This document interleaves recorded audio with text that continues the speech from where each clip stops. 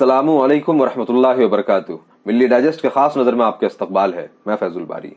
नाज़रीन, आप जब आतंकवाद का और टेररिज्म का नाम सुनते हैं तो आपके माइंड में कुछ ऑर्थोडॉक्स और रूढ़िवादी मुसलमानों की इमेज आ जाती है, जैसे लश्कर तैयबा, लश्कर हलवा, लश्कर मलीदा खोआ। ऐसे ही कुछ नाम आपके जहन में आ जाते होंगे। और उसकी एक सॉलिड रीजनिंग भी है कि हॉलीवुड और बॉलीवुड ने और मीडिया ने देश में या दुनिया में कहीं भी कोई ब्लास्ट हुआ तो उसको डायरेक्ट मुसलमानों से जोड़ दिया और इसका मुसलमानों को जिम्मेदार बता दिया। और फिर ऐसे ही मुसलमानों की किसी ऑर्गेनाइजेशन को या मुसलमानों के चंद नौजवानों को इसका जिम्मेदार बता के अरेस्ट भी करवा दिया।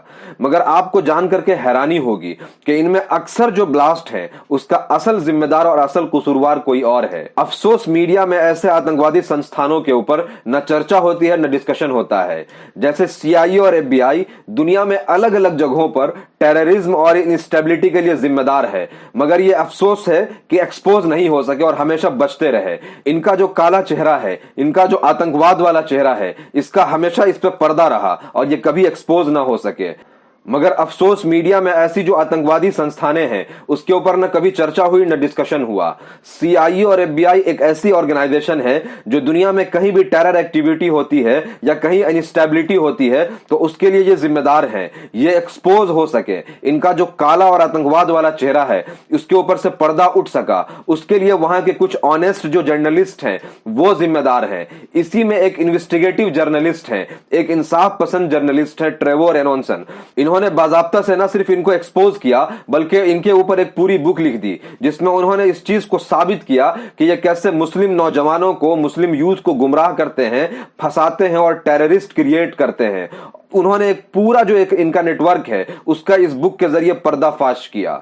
अफसोस, इंडिया में ऐसा नहीं हुआ, जबकि बहुत सारी जगहों पर बॉम्ब ब्लास्ट हुआ, सैकड़ों बेकसूरों की जानें गई और हजारों बेकसूर मुसलमानों की जिंदगियां जेलों में रखने से बर्बाद हो गई।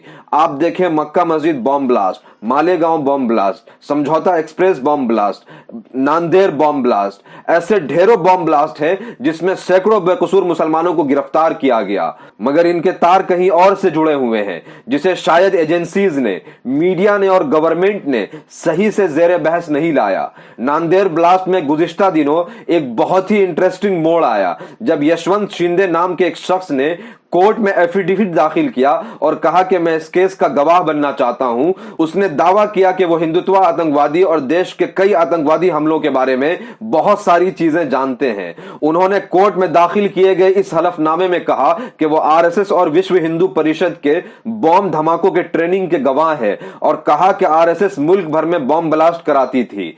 वो आगे और भी सनसनीखेज खुलासा करते हैं और बताते हैं कि 1999 में वो जब महाराष्ट्र में थे तो इंद्रेश कुमार ने वहां उन्हें यह इंस्ट्रक्शन दिया कि ऐसे लड़कों को जमा करिए जो मिजाज से लड़ने के लिए और मारने के लिए तैयार हों। उन्हें जम्मू लेकर के जाइए जहां आर्मी के जवानों के जरिए उन्हें मॉडर्न वेपन्स के लिए और टेक्नोलॉजी को कैसे यूज करना है, कैसे वेपन्स चलाना है, उसकी ट्रेनिंग उन्हें आर्मी के जवान देंगे। इतना ही नहीं, उन्होंने आगे बताया कि ऐसे लड़ने वाले लड़कों को रिक्रूट करने के लिए महाराष्ट्र के थाने में एक स्टेट लेवल की मीटिंग हुई जहां यशवंत शिंदे को नांदेड़ के एक शख्स हिमांशु पानसे से जान पहचान कराई गई। उस वक्त हिमांशु पानसे विश्व हिंदू परिषद के फुल टाइम वर्कर थे और उनके साथ 7 और लोग थे जिन्हें ट्रेनिंग के लिए सिलेक्ट किया गया और फिर जम्मू ले जाया गया।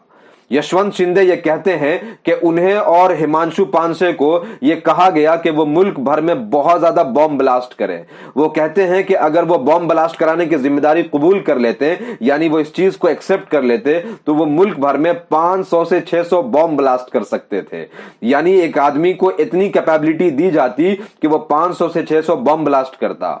एफिडेविट में उन्होंने बताया कि राकेश धारवाड़ नाम के एक शख्स ने उन तमाम लोगों को ट्रेनिंग कैंप तक लाते और ट्रेनिंग कैंप से फिर ले जाते। ये राकेश धारवाड़ वही आतंकवादी है जिसे 2008 मालीगांव ब्लास्ट में बाद में अरेस्ट किया गया। यहां एक बहुत ही इंटरेस्टिंग चीज है जो इस एफिडेविट में बताया गया है और वो ये है कि जम्मू कश्मीर, पंजाब, हरियाणा, असम और उत्तर प्रदेश में हिंदू युवा छात्र परिषद, कर्नाटक में प्रमोद मुतालिक का श्री राम सेना और महाराष्ट्र में गर्जना और वेस्ट बंगाल में तापन घोष जैसे सीनियर लीडर से इनके सॉलिड लिंक्स थे। नमस्कार, मी यशवंत शिंदे, राष्ट्रीय स्वयंसेवक संघाचा मी 1995 साली जम्मू काश्मीरला प्रचारक होतो। अनेक वर्ष बजरंग दल, विश्व हिंदू परिषद आणि संघाचं काम पाहिलं. अनेक महत्त्वाच्या जबाबदाऱ्या घेऊन कामं केली. 2006चा जो नांदेडला बॉम्बस्फोट झाला, त्या प्रकरणात मी काल 29 ऑगस्ट हजर राहून मला या प्रकरणात साक्षीदार करावे म्हणून माननीय न्यायालय, विशेष न्यायालयाला विनंती केली. न्यायालयाने माझा अर्ज स्वीकार केला आणि सरकारी वकील तसेच बॉम्बस्फोट खटल्यातील जे कोणी आरोपी आहेत त्यांच्या वकिलांना नोटीस बनवली आहे, दिली आहे आणि पुढच्या महिन्यात 22 दिनांकला माझ्या काल सादर केलेल्या कथनावरती त्यांचं काही ते त्यावरती मत मांडतील.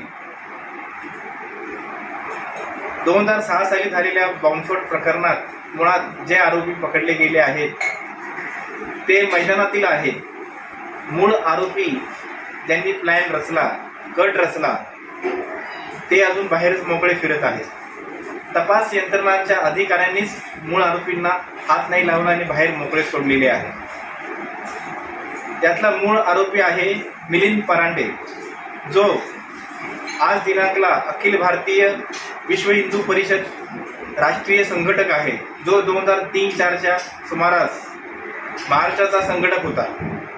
त्यानेच भाजपकडून सुपारी घेऊन 2003ला बॉम्बस्फोट करण्यासाठी तरुणांना ट्रेनिंग देण्याचं काम हाती घेतलं होतं आणि 2004च्या लोकसभा होण्याआधी देशभर अनेक ठिकाणी बॉम्बस्फोट करून वातावरण दंगल सदृश करून निवडणुकीत त्याचा कसा फायदा होईल भाजपला सत्तेत जाण्यासाठी असा कट हा आखला होता.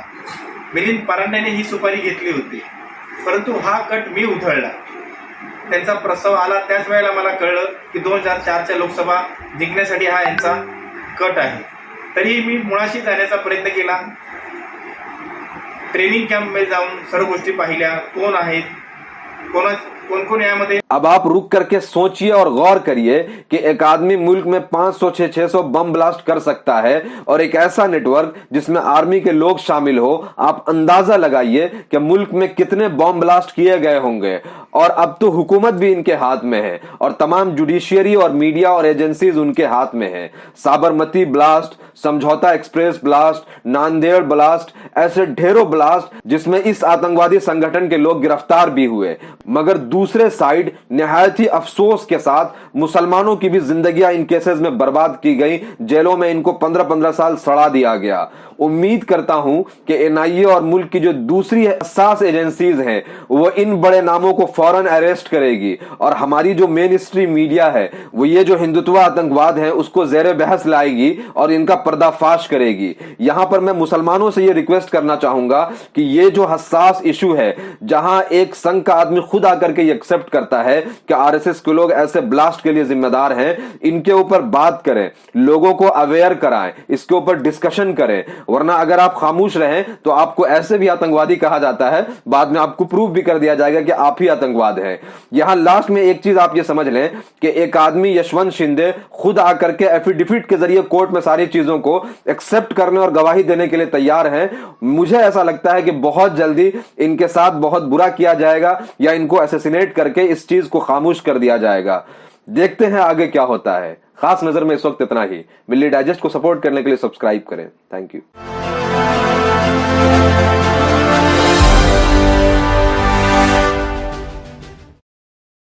आपसे मेरी अपील है कि अगर आपने चैनल को सब्सक्राइब नहीं किया है तो जरूर सब्सक्राइब करें, बेल आइकन भी प्रेस करें ताकि खबरें आप तक बर वक्त पहुंच सकें. मजीद अपडेट्स के लिए आप व्हाट्सएप ग्रुप भी ज्वाइन कर सकते हैं.